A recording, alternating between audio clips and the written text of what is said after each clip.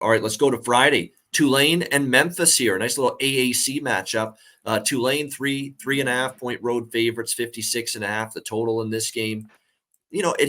I think Tulane is probably still the team to beat this year in the AAC with the way things have. Like, I know SMU's solid, but I think it's going to be Tulane that wins this conference. Now, I know Memphis is 4-1.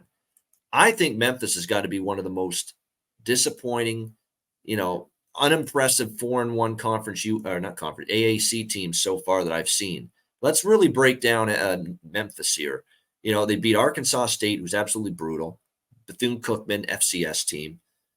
Navy, 28-24, and they struggled with Navy in that game as well. The Missouri game, they're actually pretty competitive there, and they beat Boise 35-32, but again, their defense wasn't really good.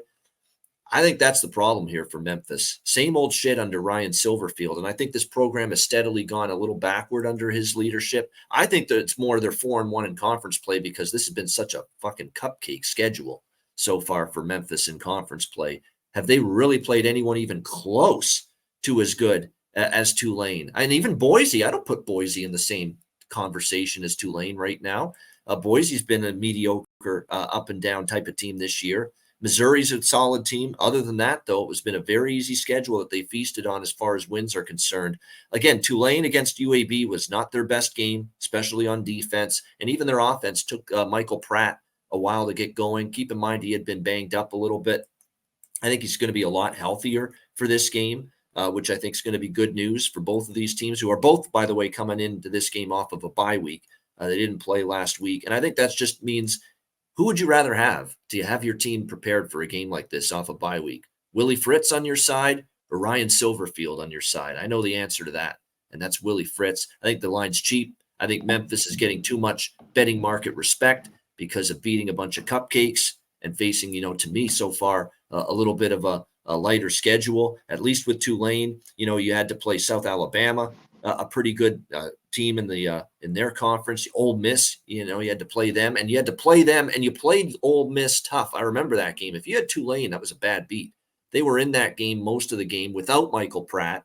They had Kai Horton, the backup quarterback, playing, and they should have covered. They were right there with Ole Miss for 3.5 quarters, and then it kind of fell apart, and Ole Miss pulled away down the stretch. So I'm going to lay the short number on the road with Tulane. I just think this is the better team, and the price is cheap. What do you think, C-Mac? Yeah, you mentioned both off the bye. I thought Tulane was a little bit asleep. We've seen UAB, though, the last few weeks, score the football a little bit more there after they've struggled. And then they came roaring back second half, won by 12. They're the better team. It seems like you need more points. The last few years, I remember Tulane won at home, 38-28. That would get this over. And then at Memphis, 33-28. I think this game could be closer. I just have a tough time taking Memphis, too, always as a favorite. If they're ever a favorite, Memphis, do not take them, especially over 10. They just don't cover ever at all. And it seems like I would need more to look their way. So this is at a field goal. I think Tulane could get the job done. But I think we get some points here, and I think this could get over. All right, leaning toward the over. I would lean that way, too, certainly on the Memphis side. And, Tulane was letting UAB move the football pretty well against them for much of that game. And after that game, I was like, wait a second, what is going on here?